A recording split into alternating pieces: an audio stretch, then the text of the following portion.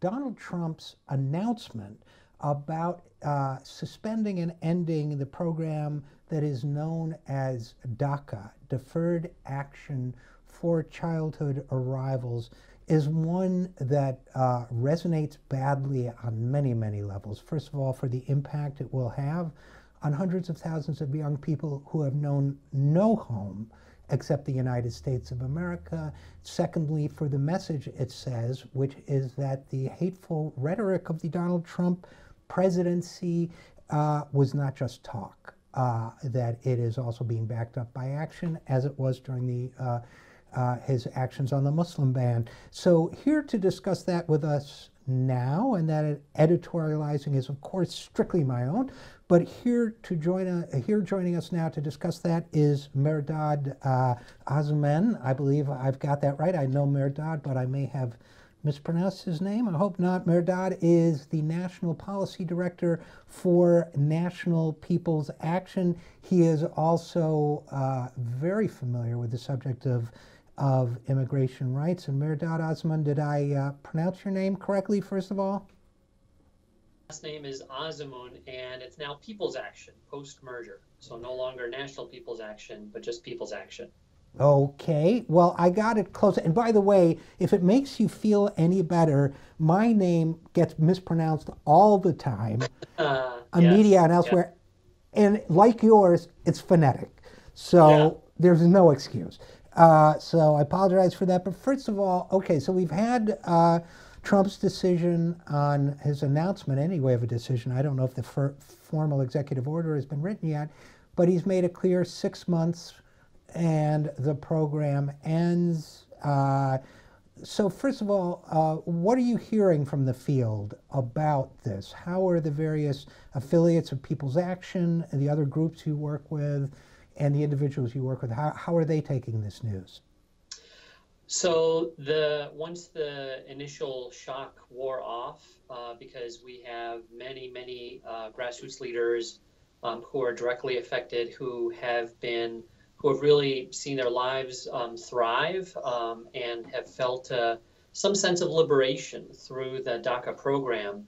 Once that shock wore off, folks were in the streets. I myself was joined many, literally thousands of people here in the streets of Chicago. Our organizations put together actions or supported actions in at least 15 other cities, places like Phoenix, places like Los Angeles, places like Normal, Illinois, some surprising places, Des Moines, Iowa. And none of our folks are taking this lying down. They are in action mode. They are furious at Trump's actions, and they're ready to fight for a legislative solution. They're also looking to the long term because their parents sacrificed a great deal to come to this country, and our goal is, as People's Action, our long-term goal is for a comprehensive and humane immigration reform that keeps families together. So let me ask you this, because in our own different ways, I like to think we're both in the persuasion business. We're both really trying to mobilize people who share our values to make an impact, and that means persuading elected officials. It means persuading the persuadable among our fellow citizens of this country and so on. I have trouble understanding the mindset of people who want to end DACA. It seems to me so embedded in the cultural values of this country that when you make an effort, as you say, when you struggle to come here to create a better life for your kids, I can understand people going back and forth on how the mechanism for legal immigration should work and all of that. I can understand different points of view than my own, but I have to say, Mehrdad, on this one, I actually just struggle to understand how anyone could think it's reasonable to push people out of the only country they've ever known, young people, children, just because of their origins or their parents. I don't get. Do you have any insight into that so that we can figure out how to persuade those people? It is so unfortunate. It is It's both heartbreaking and rage-inducing, and a sign that the president has yet again sided with white supremacists over everybody else. And as you said, this is a campaign promise, and I think clearly as he got closer and closer to the actual decision, which let's make sure folks know, like this was an artificial crisis that was produced by conservative attorneys general, by a group of attorney generals who got it in their minds that this was unconstitutional and wanted to do away with the program and destroy the dreams of literally millions of families. So I don't get it. Beyond the white supremacist agenda, this is really it's hard to fathom. And as others have said, this is trying to create a solution to a problem that doesn't even exist. And so it is not only is it upholding that white supremacist agenda, it is atrocious public policy. Others have said that perhaps Trump should begin focusing on his on an actual creation of a legacy, rather than just only being obsessed with the tearing down of former President Obama's legacy, which is essentially all he seems to be doing. Right. I think there's a lot of truth to that. So let's talk a little bit about, and by the way, I couldn't agree with you more on the horribleness of this. Just as policy, I don't think human beings and their faiths should be decided, for example, on strictly economic grounds. I think morality transcends economics. But even on economic grounds, it makes no sense that immigrants contribute.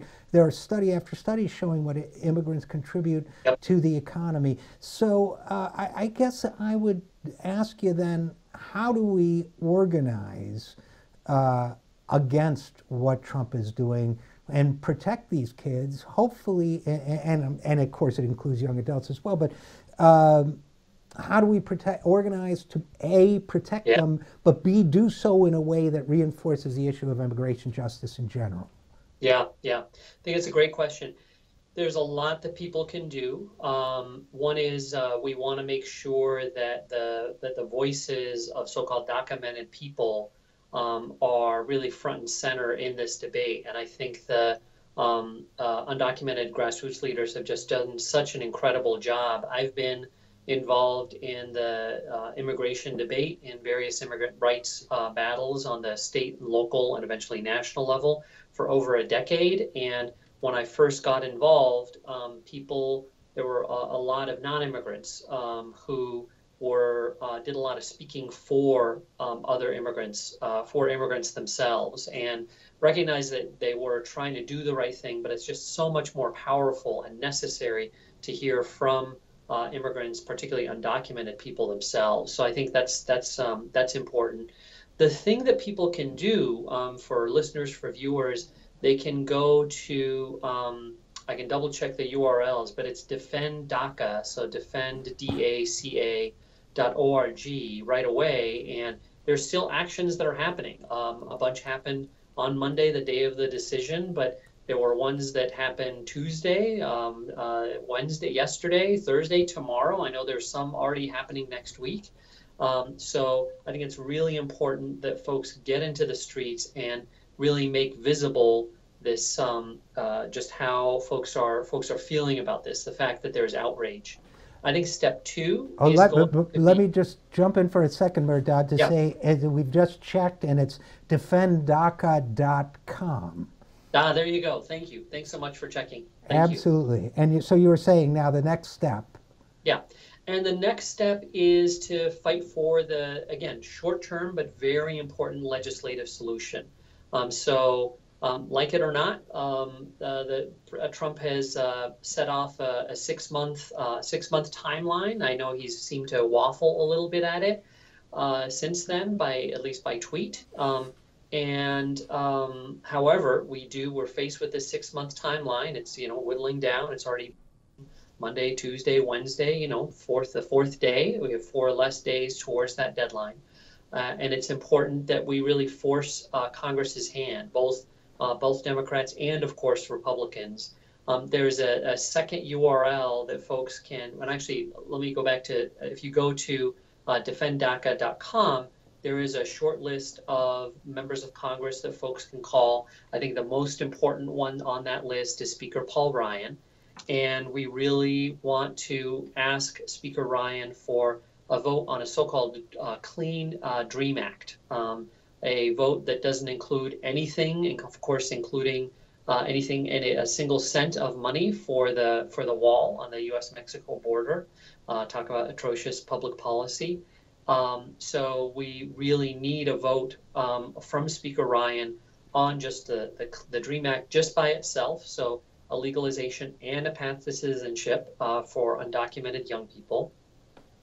The other second URL people can go to is dreamacttoolkit.org. So I'll repeat it. It's dreamacttoolkit.org. And there's actually a longer list of legislators that people can access, and everyone from a bunch of legislators here in my home state of Illinois to upstate New York, many Republicans who need to be convinced on that list to also make sure that there's a path to citizenship for undocumented young people, again, as a first step to a full, just and humane immigration reform. Well, I'm glad you mentioned upstate New York as well as because that's where I come from, as well as your home state of Illinois, because I'm going to go take a look, because if there's to see who I know, who are constituents of those members of Congress, who I might call and say, call your member of Congress, as well as whether I might weigh in myself. There's even a member of Congress up there who I went to school with, and maybe I'll give him a call. He's a Republican, public school system, we all mix, and maybe I'll give him a call. So I think the activism is really important. Last question for you, Mehrdad. I know that the Republicans control all three branches of government and are not the greatest people in the world. The editorial comment of my own, you can let it pass. But for some reason, I retain optimism about this issue. I know it's dire. I know it's an emergency. I know we have to act. But I still have enough optimism that I'm determined to act on this issue and want other people to act. Does some kind of optimism make sense here? Yeah, I think it absolutely does. I heard an excellent interview with someone, and I think you're going to talk with at least one documented people themselves. I heard an excellent interview with a grassroots leader yesterday, and she said, I think her quote was, I've already been in the shadows, and then I got DACA. I did my time in the shadows, and I'm done. I'm done with that. So you've got people who have, as I said before, just have had a sense of individual and collective liberation that you can't undo. You can't put that specific genie back into the bottle. And so I share your sense of optimism. I realize it's going to be a massive uphill climb. But as an immigrant myself,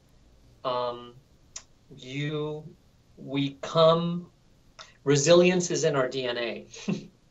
Resilience is in our DNA, and I think that combined with the better values of our country that I know people just know to be true and are acting on. I think the combination of those two things is going to push not just immigrants, but our many allies out into the streets, into the halls of Congress, to really push this to finality.